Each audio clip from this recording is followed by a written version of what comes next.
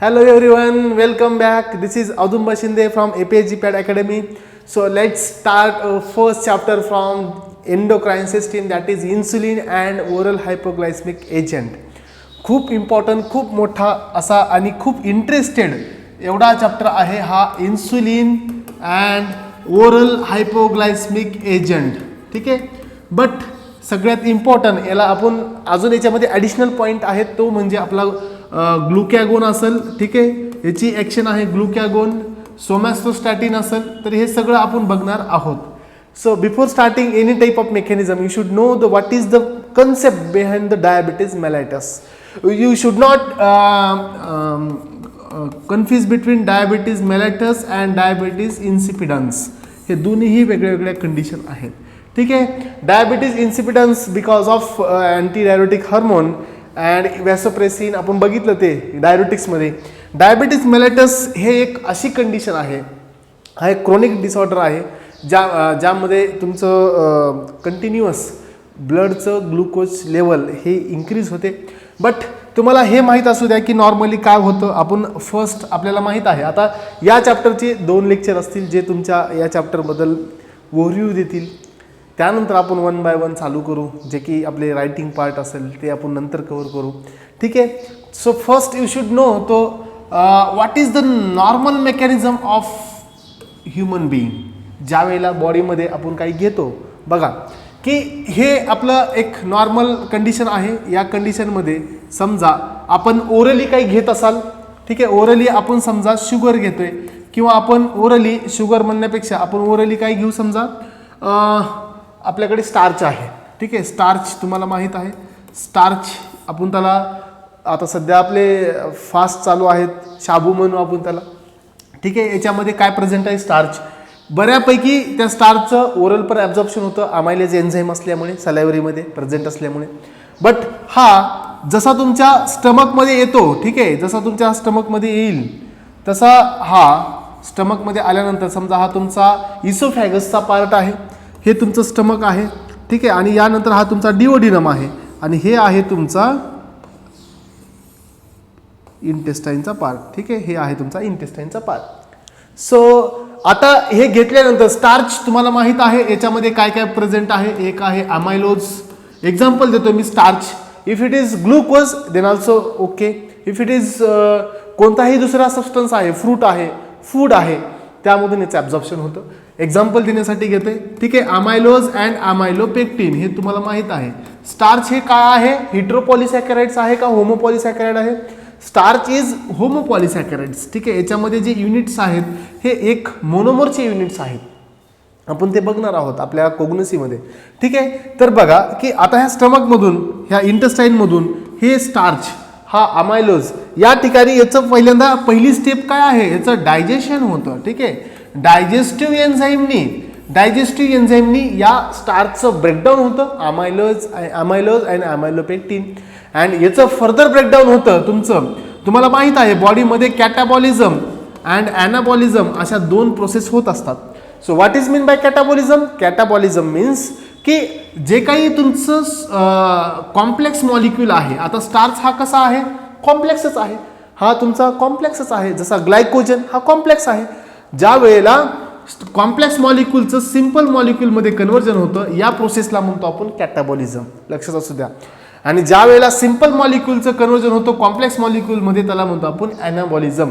Making process, catabolism breaking process. ठीक आहे, मग आता ह्याचं एक्झाम्पल काय झालं, ग्लुकोजचं कन्व्हर्जन. ग्लुकोज हा सिम्पल फॉर्म आहे तुमचा. ग्लुकोजचं कन्व्हर्जन ज्या वेळेला तुमचं कशामध्ये होतं, ग्लायकोजनमध्ये होतं, म्हणजे काय कॉम्प्लेक्स फॉर्म झाला, तर याला म्हणतो आपण ॲनाबॉलिझम. याला काय म्हणतो आपण, ॲनाबॉलिझम. आणि स्टार्चचं कन्व्हर्जन ज्या वेळेला ग्लुकोजमध्ये होतं याला म्हणतो आपण कॅटाबॉलिझम. ठीक आहे, तर अशा प्रकारच्या इंटरेस्टेड मेकॅनिझम आहेत जे तुम्हाला या चॅप्टरमध्ये, या सेक्शनमध्ये खूप प्रॉपरली वेनी तुम्हाला दिल्या जातील. ठीक आहे, बघा की नॉर्मली हे इथं यांचं अमायलोज होतं, अमायलोपेक्टिन होतं, त्या ठिकाणी यांचं ग्लुकोजमध्ये इथं कन्व्हर्जन होतं. या तुमच्या इंटेस्टाईनमध्ये त्याचं ग्लुकोज फॉर्म झाल्यानंतर माउथमध्ये पण होतो. ठीक आहे, पण सगळ्यात जास्त ॲब्झॉर्प्शन हे तुमच्या इंटेस्टाईनमधून होतं. आणि हे ॲब्झॉर्प्शन झाल्यानंतर हे कुठे येतं, तुमच्या ब्लडमध्ये येतं. ठीक आहे, इथपर्यंत आपण बघत. तर आता सगळ्यात इम्पॉर्टंट आपल्याला काय समजलं की आपल्या बॉडीमध्ये जे काही ग्लुकोजचा सप्लाय आहे, तुम्हाला माहीत आहे की ग्लुकॉन डी ऐकतोय आपण, सोल्युशन फॉर्म असतात की घेतल्या घेतल्या तुम्हाला एनर्जी मिळते. एनर्जी मिळते म्हणजे काय, ग्लुकोज हे तुमच्या कुठं येतं, हे तुमचं ब्लड आहे.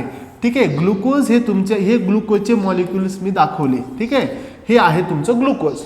बट ग्लुकोज हे तुमच्या बॉडीमध्ये ह्या तुमच्या from site of administration to systemic circulation या प्रोसेसमध्ये तुमचं ग्लुकोज हे ब्लडच्या लेवलमध्ये इन्क्रीज करतं, ब्लडची ग्लुकोज लेवल ही इन्क्रीज करतं. या ठिकाणी हे लेवल इन्क्रीज झाली समजा, बट हे लेवल सेन्सेशन दाखवते. हे लेवल ग्लुकोज हे सेन्सिटिव्ह आहे, लक्षात असू द्या. कारण ग्लुकोज हे सेन्सेशन दाखवतं तुमच्या कुठं, तुमच्या पॅनक्रियाजमध्ये. पॅनक्रियाजमध्ये जे तुमचे बीटा सेल आहेत, ह्या बीटा सेलमध्ये याचं जे सेन्सेशन आहे, याचं जे कॉन्सन्ट्रेशन आहे ते रेग्युलेट करतो तुमच्या बीटा सेलला. हे एकदम डिटेलमध्ये आपण बघणार आहोत की how it is responsible for insulin release, हे पण तुम्हाला मी सांगेल. बट या ठिकाणी तुमचं ह्या ग्लुकोजच्या कॉन्सन्ट्रेशनवर, जसं तुमचं ग्लुकोजचं कॉन्सन्ट्रेशन हे इन्क्रीज होत असेल तर ते स्टिम्युलेट करतो तुमच्या बीटा सेलला आणि रिलीज करतो तुमच्या इन्सुलिनचा. ठीक आहे, तर या ठिकाणी आपण इन्सुलिन रिलीज दाखवू. हे तुमचं इन्सुलिन कॉन्सन्ट्रेशन इथलं इन्क्रीज झालं. ठीक आहे, इन्सुलिन काय करतं, इन्सुलिनचे रिसेप्टर आहेत. इन्सुलिनचे कोणते रिसेप्टर असतात तुम्हाला माहीत आहे, इन्सुलिनचे टायरोसिन कायनेज रिसेप्टर आहेत. हे टायरोसिन कायनेज रिसेप्टर या ठिकाणी ॲक्टिवेट होतील अँड तुमचा जो ग्लुकोज GLUT ट्रान्सपोर्टर आहे 4, या ट्रान्सपोर्टरची ओपनिंग होते आणि या तुमच्या ब्लडमधला ग्लुकोज हे तुमचं ट्रान्सफर होतं तुमच्या टिश्यूमध्ये. तर ही झाली नॉर्मल मेकॅनिझम. ही आलं तुमच्या, बघा नॉर्मली काय काय झालं की तुम्ही ओरली स्टार्च घेतला, स्टार्चचं ब्रेकडाऊन झालं, डायजेशन झालं, स्टार्चचं कन्वर्जन ग्लुकोजमध्ये झालं, ग्लुकोज हा ट्रान्सपोर्ट झाला तुमच्या ब्लडमध्ये ग्लुकोज लेवल इन्क्रीज होत असेल तर काय होईल की ते कॉन्सन्ट्रेशन हे जे आहे हे तुमच्या बीटा सेलला स्टिम्युलेट करेल, बीटा सेल इन्सुलिनला रिलीज करेल. हे इन्सुलिन तुमच्या ब्लडमध्ये जाईल अँड हे इन्सुलिन रिस्पॉन्सिबल असेल binding of tyrosine kinase receptor. याच्या पूर्ण याची जी कॅस्कड मेकॅनिझम आहे ही तुम्हाला डिटेल देणार आहे. ठीक आहे, don't worry, he exactly detail तुम्हाला दिली जाईल. कसं होतं, कसे GLUT4 हे ओपन होतात, कसं ग्लुकोज हे मध्ये येतं. म्हणजे तुम्हाला इथं काय समजतंय की इन्सुलिन इज रिस्पॉन्सिबल फॉर ग्लुकोजच्या अपटेकसाठी. ठीक आहे, त्यानंतर अजून काय आहे, ग्लुकोज फक्त इथूनच मिळतं असं नाही, ग्लुकोज हे बाकीच्या प्रोसेसपासून पण मिळतं तुम्हाला. ठीक आहे, ग्लुकोज हे तुम्हाला तुमच्या सगळ्यात जास्त मेटाबॉलिझिंग ऑर्गन हे आपला कोणता आहे, लिव्हर. ठीक आहे, जेवढं काही ग्लुकोज आहे हे सगळंच इकडं येतं का. समजा आता एक पर्सन आहे, यांनी असे 3 मोठे मोठे लाडू त्यांनी घेतले, मोतीचूर लाडू घेतले आणि त्यांनी त्याचं ॲडमिनिस्ट्रेशन केलं. आता काय झालं की याच्या स्टमकमध्ये इतकं जास्त ग्लुकोज झालं, इतकं जास्त कॉन्सन्ट्रेशन झालं. आता तेवढं ग्लुकोज जर आपल्या ब्लडमध्ये गेलं तर तो माणूस त्या ठिकाणी तो डायबिटीज मेलायटस पासून सफर करेल. असं का नाही होत, कारण आपल्या बॉडीमध्ये अजून एक प्रोसेस आहे, ती जी प्रोसेस मेनली होते आपल्या लिव्हरमध्ये. ठीक आहे, मेनली कुठं होते, आपल्या लिव्हरमध्ये होते आणि त्या प्रोसेसला म्हणतो आपण, या लिव्हरमध्ये सगळ्यात मेन प्रोसेस होते त्याला म्हणतो आपण ग्लायकोजेनेसिस म्हणा तुम्ही डायरेक्ट, ग्लायकोजेनेसिस म्हणजे काय की या ठिकाणी ग्लायकोनिओजेनेसिस म्हणा, ग्लायकोनिओजेनेसिस ज्या प्रोसेसमध्ये ग्लुकोजचं कन्वर्जन हे कशामध्ये होतं, ग्लायकोजनमध्ये होतं. आणि तुम्हाला माहित आहे ग्लायकोजन हा तुमचा कोण आहे, स्टोरेज आहे, स्टोरेज फॉर्म आहे. मिलियन्स ऑफ ग्लुकोजचा बनून एक ग्लायकोजन बनतो आणि ज्या वेळेला तुम्ही स्टार्वेशनच्या कंडिशनमध्ये असाल किंवा ज्या वेळेला तुम्हाला बॉडी डिमांड करते ग्लुकोजची आणि तुम्ही ओरली काही घेत नाही, त्या कंडिशनमध्ये याचं ब्रेकडाऊन होतं आणि परत त्याचं कन्वर्जन ग्लुकोजमध्ये होतं. आणि ग्लुकोजचं काय रोल आहे ते पण मी तुम्हाला सांगेल, कोणत्या वेळी ते फंक्शन करतात. ठीक आहे, तर हे फक्त याच वेळी नाही, ग्लुकोज इकडं अपटेक पण होतं. जर ओव्हर प्रोडक्शन होत असेल, ओव्हर ग्लुकोजचं ॲडमिनिस्ट्रेशन झालं असेल तर इमिडिएट या ठिकाणी हे ग्लायकोनिओजेनेसिस स्टिम्युलेट होते आणि ग्लुकोजचं कन्वर्जन ग्लायकोजनमध्ये होतं आणि glycogen not responsible for hyperglycaemia, लक्षात असू द्या. आणि ह्या प्रोसेसनी ही एक फीडबॅक मेकॅनिझम आहे जर ओव्हर इंजेक्शन झालं ग्लुकोजचं तर. ठीक आहे, आता आपण बघतो की आपण कुठपर्यंत आहोत सध्या की ग्लुकोज हे तुमच्या कुठं आलं होतं, ब्लडमध्ये आलं, इंटेस्टाईनमधून कुठं आलं, ब्लडमध्ये आलं. आता हे ब्लडमधून कुठं आलं, हे तुमच्या या टिश्यूमध्ये आलं.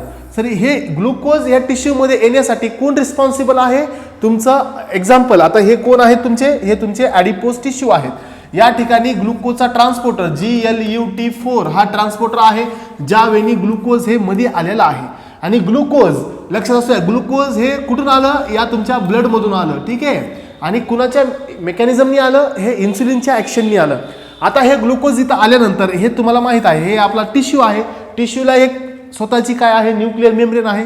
या ठिकाणी हे त्याचं जेनेटिक मटेरियल आहे. या ठिकाणी इथं कोण आहे? हा तुमचा लायसोझोम गॉल्जी ॲपरेटस आहे. हे तुमचं कोण आहे? हा तुमचा मायटोकॉन्ड्रिया आहे. आणि हा जो पार्ट आहे मधला, ही त्याची सेल वॉल आहे. Cell wall and cell membrane. आणि ही तुम्हाला याच्या पुढे हा तुमचा कोण आहे? ग्लुकोज मॉलिक्यूल आहे. सो दिस इज कोणता पार्ट आहे? हा सायटोप्लाझमचा पार्ट आहे. ठीक आहे, सायटोप्लाझमचा पार्ट आहे. आता बघा की काय होतं की सायटोप्लाझम मध्ये जसा ग्लुकोज मॉलिक्यूल आला तर हा ग्लुकोज कुणाचा सबस्ट्रेट आहे? ग्लुकोज हा ग्लुकोज 6 फॉस्फेटडिहायड्रोजिनेज हा एन्झाईम आहे, जो प्रेझेंट असतो तुमच्या कशामध्ये? जो प्रेझेंट असतो तुमच्या सायटोप्लाझम मध्ये, जो की ग्लुकोजवर एक फॉस्फेट मॉलिक्यूल टाकतो. Glucose 6 phosphate dehydrogenase, glucose isomerase, fructose 1,6 phosphate dehydrogenase, hexokinase. ठीक आहे, हेक्झोकायनेज हे काम आहे. हेक्झोकायनेज पण हा करतो, फॉस्फेट ग्रुप तिथं ॲड करतो. एटीपीचं कन्व्हर्जन एडीपी मध्ये होतं, हे आपण बघतो ग्लायकोलिसिसमध्ये.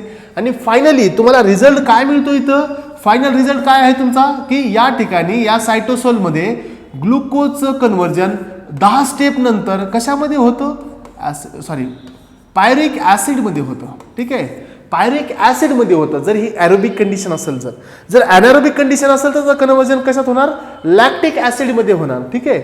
आता बघा की हा पायरिक ॲसिड परत कन्वर्ट होतो तुमच्या ॲसिटिल कोएमध्ये. ॲसिटिल कोए हा कोण आहे? ॲसिटिल कोए हा स्टार्टिंग प्रोडक्ट आहे तुमच्या या हे जी आउटर मेम्ब्रेन आहे मायटोकॉन्ड्रियाची, ही आहे इनर फोल्डेड मेम्ब्रेन आहे मायटोकॉन्ड्रियाची लेयर. आणि याला म्हणू आपण मॅट्रिक्सचा पार्ट आहे. ठीक आहे. आणि या ठिकाणी TCA एन्झाईम प्रेझेंट आहेत. आता मला सांगा, या ठिकाणी ग्लायकोलिसिस झाली आणि तुम्हाला काय मिळाली? 2 ATP मिळाले, जे की तुमचे डायरेक्ट सोर्स आहेत. ठीक आहे. टोटल ATP या ठिकाणी इनडायरेक्टली अजून याचे 2 असतात, म्हणजे टोटल गेन हा तुमचा ग्लायकोलिसिस मध्ये 8 आहे. 8 ATP आहे. आता मला सांगा, हे ATP म्हणजे काय? ATP म्हणजे एक तुमचा ॲडेनिनची मॉलिक्यूल आहे, ॲडेनिनचे बेस आहे. ट्रायफॉस्फेट 3 फॉस्फेट ग्रुप याच्यावर प्रेझेंट आहेत. इथं जर तुम्हाला स्ट्रक्चर दाखवलं तर ॲडेनिन या टाईपचं तुम्हाला स्ट्रक्चर दिसेल. ठीक आहे, या टाईपचं स्ट्रक्चर तुम्हाला दिसेल.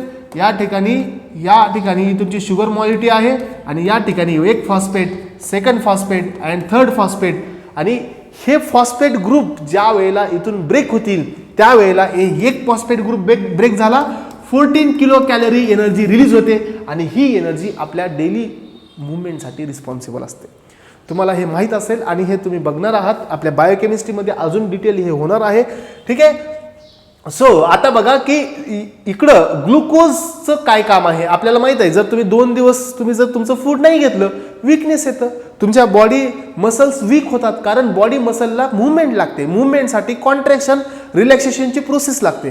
कॉन्ट्रॅक्शन रिलॅक्सेशन हे कोण मेडिटेट करतं? हे कॉन्ट्रॅक्शन रिलॅक्सेशन हे ATP पार्ट. ग्लुकोजचं अल्टिमेट एम काय आहे की ATPची सप्लाय करणे. अँड ATP ग्लायकोलिसिसमध्ये तुम्हाला किती मिळाले? ओनली 8.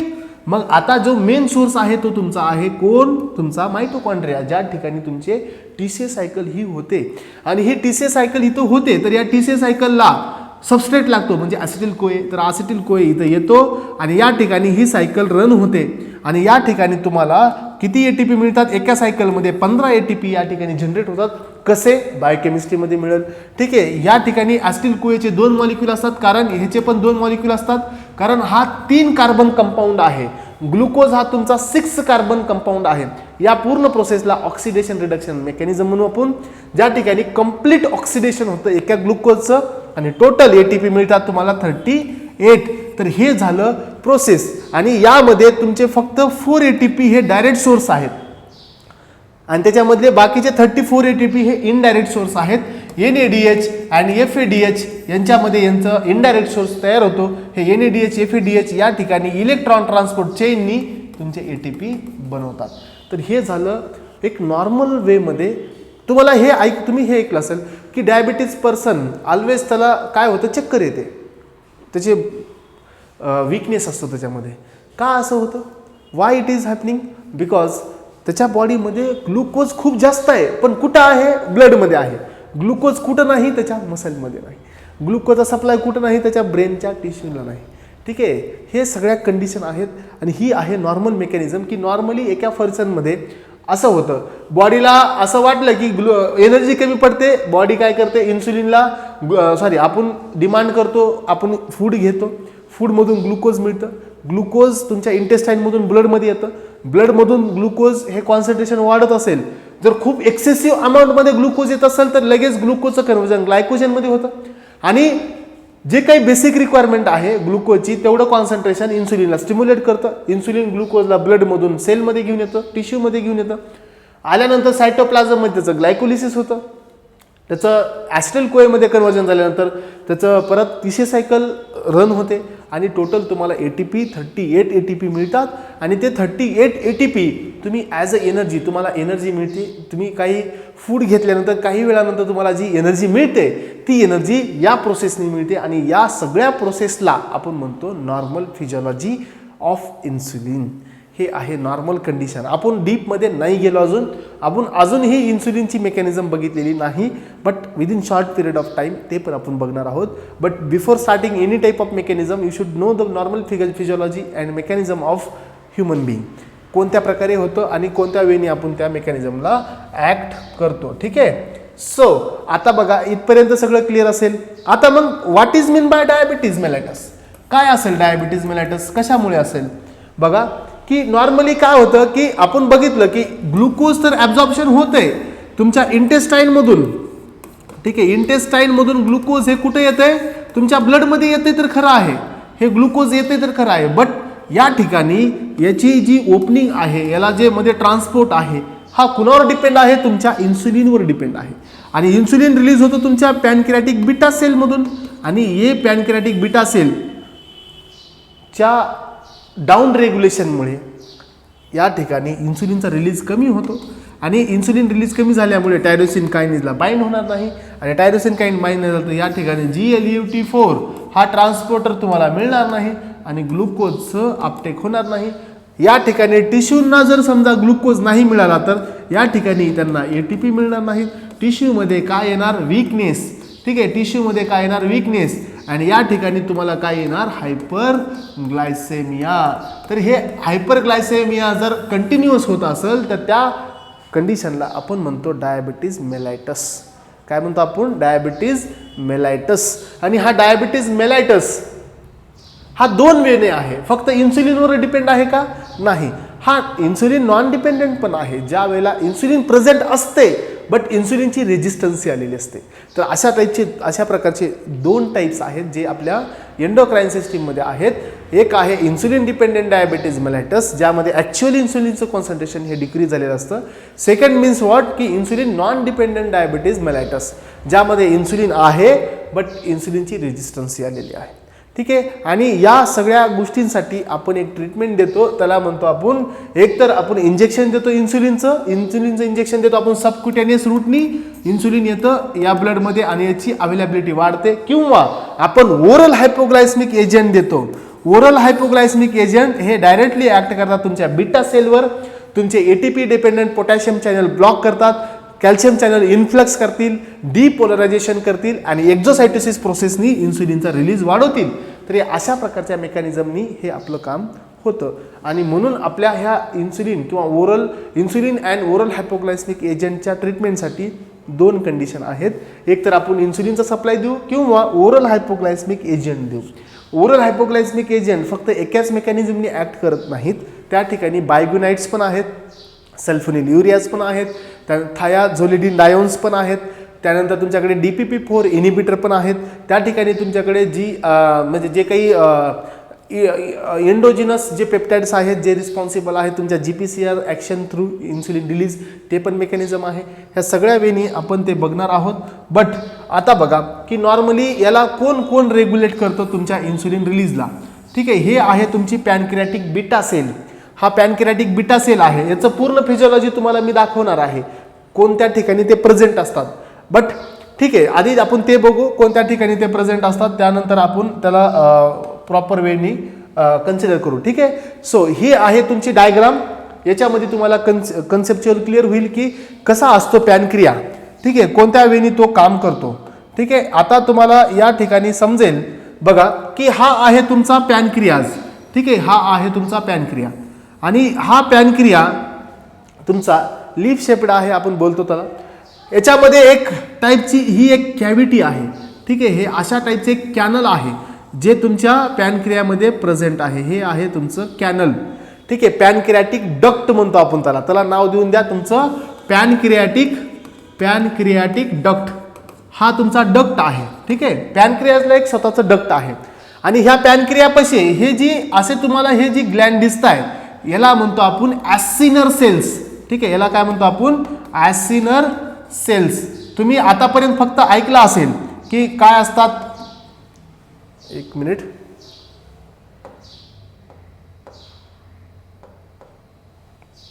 ठीक आहे, पॅनक्रियाटिक हे ॲसिनर सेल आहेत. हे ॲसिनर सेल. ठीक आहे, हे ॲसिनर सेल मी सांगितलं तुम्हाला की हे काय करतात. हे एक्झोक्राइनचे ग्लँड आहेत. कसे ते पण सांगेल, वेट.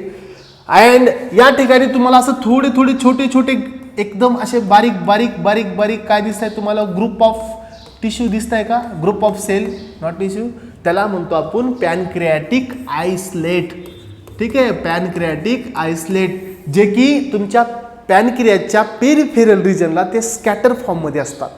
याचं डिटेल मी तुम्हाला घेणार आहे जस्ट फॉर इन्फॉर्मेशन की why it is called as heterocrine gland. Pancreas why it is called as heterocrine gland because हे जी तुमचा ग्लँड आहे हा ज्या वेळेला ॲसिनर सेल हा सिक्रीट करेल, हा सिक्रेशन होईल ह्या तुमच्या डक्टमध्ये. ठीक आहे, सिक्रेशन कुठे होईल, ह्या तुमच्या ह्या डक्टमध्ये सिक्रीट होईल. आणि या डक्टमधून पुन्हा तुमचं सिक्रेशन हे तुमच्या डिओडिनममध्ये जाईल आणि डिओडिनममधून परत हे इथून जाईल तुमच्या ब्लडमध्ये. म्हणजे काय कळालं तुम्हाला की डायरेक्ट सिक्रेशन ब्लडमध्ये झालंय का नाही. आधी सिक्रेट केलं ॲसिनर सेल्सनी तुमच्या डक्टमध्ये, डक्टमधून आलं तुमच्या स्पिंक्टर ऑफ ओडीमध्ये, ओडीमधून आलं डिओडिनममध्ये, डिओडिनममधून ट्रान्सफर होतं ब्लडमध्ये. म्हणजे सिक्रेशन नंतर डक्ट नंतर हे तुमच्या ब्लडमध्ये आलेलं आहे. त्यामुळे ॲसिनर सेल हे कसे आहेत, एक्झोक्राइनचे ग्लँड आहेत. आता हे जे आहेत छोटे याला म्हणतो आपण आयसलेट, पॅनक्रियाटिक आयसलेट. हे कसे काम करतात ते दाखवतो तुम्हाला की पॅनक्रियाटिक आयसलेट बघा हे आहेत छोटा छोटे. हे एक आहे पूर्ण आयसलेट, हे आहे आयसलेट. हा एक टोटल हा आयसलेटच आहे. ठीक आहे, आता याच्यामध्ये तुम्हाला काय काय दिसतंय की याच्यामध्ये बीटा सेल आहे, याच्यामध्ये अल्फा सेल आहे, याच्यामध्ये बीटा सेल आहे, याच्यामध्ये तुमचा डेल्टा सेल आहे. तर असे 3 टाईपचे सेल्स. आय थिंक हे तुम्हाला क्लिअर असेलच.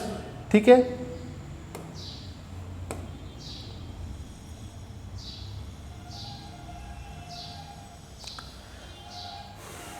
ठीक आहे. बघा याच्यामध्ये हे बीटा सेल आणि जे तुमचा आपला डेल्टा सेल आहे, आपला बीटा सेल, अल्फा सेल एवढे सेल आहेत. तर हे कसे काम करतात बघा की या ठिकाणी तुमचे काय आहेत, ब्लडच्या कॅपिलरीज आहेत. हे सेल ज्या वेळेला एकदा काय यांनी सिक्रेशन केलं की हे सिक्रेशन हे ज्या वेळेला रिलीज होतील त्यावेळेला हे डायरेक्ट या ठिकाणी अशा ब्लडच्या कॅपिलरीज आहेत. ह्या बीटा सेलमधून, ह्या अल्फा सेलमधून डायरेक्ट तुमचा इन्सुलिन किंवा तुमचा सोमॅस्टोस्टॅटिन किंवा तुमचा ग्लुकॅगोन हे सगळे डायरेक्ट तुमच्या कुठे येणार, ब्लडमध्ये येणार. ह्या ब्लडच्या कॅपिलरीज ह्या पॅनक्रियामध्ये स्कॅटर झालेले आहेत. म्हणजे जे काही रिलीज होतं ते तुमच्या डक्टमध्ये नाही जात, ते तुमच्या डायरेक्ट कुठे येणार, तुमच्या ब्लडमध्ये येणार. अल्फा सेल असेल, बीटा सेल असेल, ठीक आहे. त्यानंतर एफ सेल आहे, त्याला आपण पॉलीपेप्टाइड म्हणतो, किंवा तुमच्याकडे डेल्टा सेल असेल. ह्या सगळ्या या स्ट्रक्चरला आपण काय म्हणतो, आयसलेट ऑफ लँगरहॅन्स. ठीक आहे, आयसलेट ऑफ लँगरहॅन्स जे की प्रेझेंट असतं तुमच्या पॅनक्रियाजमध्ये. आणि त्यामध्ये प्रेझेंट असतात 3 टाईपचे cell, beta cell, alpha cell आणि डेल्टा सेल. आणि एफ सेल जे की रिस्पॉन्सिबल आहे alpha, glucagon, beta, insulin, delta, somatostatin. ठीक आहे, तर हे फक्त तुमच्या फक्त तुमच्या नॉलेजसाठी होतं. जे तुम्हाला माहीत असावे, तुम्हाला समजावे की या ठिकाणी हे पॅनक्रियाटिक आयसलेट, याला तुम्ही इथं पण दाखवले, तुम्ही ओपन करून अल्फा सेल, बीटा सेल आणि एक्झोक्राईन ॲसिनर सेल, जे की हे आहेत एक्झोक्राईनचे ॲसिनर सेल्स. ठीक आहे, तर अशा प्रकारे यांची काय होते बॉडीमध्ये, म्हणजे हे तुम्हाला फक्त ॲनाटॉमी क्लिअर असण्यासाठी. ॲसिनर सेल कसे असतात, बीटा सेल कसे असतात. बीटा सेल सिक्रीट झाले, ठीक आहे, हे आता समजा मी इथं तुम्हाला दाखवू शकतो. ठीक आहे, हे आहे तुमचा पॅनक्रियाटिक डक्ट, हे आहे तुमचे ॲसिनर सेल्स. ठीक आहे, आणि हे आहे तुमचा डिओडिनमचा पार्ट. आता हे ॲसिनर सेल ज्या वेळेला रिलीज करतील ते डक्टमध्ये येणार, डक्टमधून तुमच्या इंटेस्टाईनमध्ये आणि या ठिकाणाहून जाणार तुमच्या ब्लडमध्ये, म्हणून याला म्हणतो आपण एक्झोक्राईन ग्लॅड. आता हे जे आहेत अशा प्रकारचे, याला म्हणतो आपण आयसलेट ऑफ लँगरहॅन्स, जे की प्रेझेंट आहेत लँगरहॅन्स तुमच्या पॅनक्रियाजमध्ये. आणि याचा जर तुम्ही व्ह्यू केला तर तुम्हाला असे याच्यामध्ये सेल्स दिसतील. याच्यामध्ये भरपूर टाईपचे सेल्स आहेत. याच्यामध्ये तुमचे आरबीसी पण आहेत प्रेझेंट, रेड ब्लड सेल्स पण प्रेझेंट असतात. ठीक आहे, तर आता बघा की या ठिकाणी हा आहे बीटा सेल, तर हा इन्सुलिनला रिलीज करेल. हा आहे डेल्टा सेल, तर हा तुमचा सोमेस्टॅटिनला रिलीज करेल. हा आहे अल्फा सेल, तर तुमच्या ग्लुकॅगोनला रिलीज करेल. ठीक आहे, तर हे अशा प्रकारची यांची मेकॅनिझम आहे.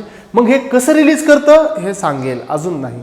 याच्यासाठी कोणते फॅक्टर रिस्पॉन्सिबल आहेत हे पण सांगेल. बट नेक्स्ट तुमच्या अपकमिंग क्लासेसमध्ये याला आपण पूर्ण डीपमध्ये जातोय. बट आय होप तुम्हाला 1 बाय 1 हे कन्सेप्ट क्लिअर होत आहे, एकामागे एक. पहिला होता आपण ओव्हरव्ह्यू दिला पूर्ण. आता आपण ओरल हायपोग्लायसेमिक एजंटचा ओव्हरव्ह्यू बघतोय, नॉर्मल मेकॅनिझम बघितली, नॉर्मल नंतर आपण हे बघतोय डायबिटीज मेकॅनिझम बघितली. आता आपण डिटेलमध्ये बघतोय की कसा असतो तुमचा पॅनक्रियाटिक सेल, आयसलेट ऑफ लँगरहॅन्स काय आहे, तुमचा ॲसिनर सेल काय आहे, Y it is called as exocrine, Y it is called as endocrine. कारण या ठिकाणी तुमच्या काय आहेत, ब्लडच्या कॅपिलरीज प्रेझेंट आहेत. ठीक आहे, हे सगळ्या ब्लडच्या कॅपिलरीज प्रेझेंट आहेत. हे रिलीज झाल्यानंतर हे डायरेक्ट तुमच्या ब्लडमध्ये एंटर करतं, म्हणून याला म्हणतो आपण डक्टलेस ग्लँड किंवा याला म्हणतो आपण एंडोक्राईन ग्लँड. ठीक आहे, बट यांची जी फंक्शनिंग आहे या बीटा सेलमध्ये अजून कसे फंक्शनिंग होते हे पण तुम्हाला बघायचे. याची मेकॅनिझम पण सुपर डीप लेवलनी आपण बघतोय. ठीक आहे, अँड आय होप सगळे एन्जॉय करताय. आणि याच्यासाठी कोणते कोणते फॅक्टर रिस्पॉन्सिबल असतात. सिम्पॅथॅटिक सिस्टीम बघितली आपण, कोण हायपरग्लायसेमियासाठी. पॅरासिम्पॅथॅटिक सिस्टीम बघितली, कशासाठी रिस्पॉन्सिबल आहे. तर हे सगळं आपण याच्यामध्ये कव्हर करणार आहोत. आय होप सगळ्यांना हे क्लिअर होत असेल. अँड एवढ्या प्रॉपर वेनी हे तुमचं मेकॅनिझम मी क्लिअर करतोय, जेणेकरून तुम्हाला पुढे त्रास होणार नाही. ठीक आहे, सो आता बघा की हे एक तुमचं काय आहे, हे एक पॅनक्रियाटिक बीटा सेल आहे. ही पण एक ओव्हरव्ह्यूच आहे की सगळे रेग्युलेट कसे करतात ते तुम्हाला दाखवायचे. ठीक आहे, आता बघा की हे तुमचा बीटा सेल आहे. मी सांगितला की हा तुमचा बीटा सेल आहे. ह्या बीटा सेलमध्ये या ठिकाणी तुमचं इन्सुलिन प्रेझेंट आहे. ठीक आहे, या ठिकाणी तुमचं इन्सुलिन प्रेझेंट आहे. मग आता या इन्सुलिनला कोण कोण रेग्युलेट करतं बघा. या इन्सुलिनला ज्या वेळेला तुमचं डायजेशन होतं, डायजेशनमधून तुमचं काय मिळालं, ग्लुकोज. ठीक आहे, ग्लुकोज कुठं गेलं, तुमचं ग्लुकोज बघा, ग्लुकोज काय करतं, ग्लुकोज हे तुमच्या ब्लडमध्ये जातं आणि हे ग्लुकोज ब्लडमधून तुमच्या इकडं पण येणार. ठीक आहे, कधी, ज्या वेळेला त्याला स्टिम्युलेट करायचं आहे, कारण ही फीडबॅक इनिबिशन आहे. या ठिकाणी ग्लुकोज पण स्टिम्युलेट करतो बघा. ग्लुकोज काय करेल, या तुमच्या पॅनक्रियाटिक बीटा सेलमध्ये एंटर करेल या ठिकाणी.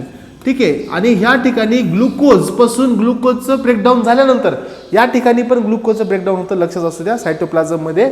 आणि इथं जनरेट होतात, काय जनरेट होतात, तुमचे एटीपी. आणि हे एटीपी काय करतात, एटीपी या तुमच्या पॅनक्रियाटिक बीटा सेलवर जे पोटॅशियम चॅनल, एटीपी डिपेंडेंट जे पोटॅशियम चॅनल आहेत ते चॅनल्सला हे एटीपी येऊन ब्लॉक करतात. ठीक आहे, हे एटीपी येऊन इथं ब्लॉक करतात आणि बाहेर जे पोटॅशियम जाणार आहे. ठीक आहे, ही कन्सेप्ट तुमच्या के.डी. त्रिपाठीच्या 7th एडिशनमध्ये चुकीची आहे. ठीक आहे, जे बाहेर पोटॅशियम जाणार आहे ते जाणार नाही. इंट्रासेल्युलर तुमचा पॉझिटिव्ह चार्ज हा इन्क्रीज होणार. इंट्रासेल्युलर पॉझिटिव्ह चार्ज इन्क्रीज होत असेल तर ते व्होल्टेज गेटेड या ठिकाणी एकदा का या पॉझिटिव्ह चार्जने आपण बघितलेलं आहे थ्रेशोल्ड पोटेन्शियल अचीव केलं की voltage gated calcium channels open होतील, voltage gated calcium channels influx होईल आणि या ठिकाणी तुमची फेज येईल ती म्हणजे डिपोलरायझेशन. आणि ज्या वेळेला अशा कंडिशनमध्ये बघा की हे इन्सुलिन या ठिकाणाहून रिलीज होईल. तर हे झालं नॉर्मल कंडिशन. नॉर्मल कंडिशनमध्ये ही मेकॅनिझम होते. ठीक आहे. बट तुम्हाला माहीत आहे की इन्सुलिन रिस्पॉन्सिबल आहे ग्लुकोजला मध्ये सोडण्यासाठी. ठीक आहे. Previous insulin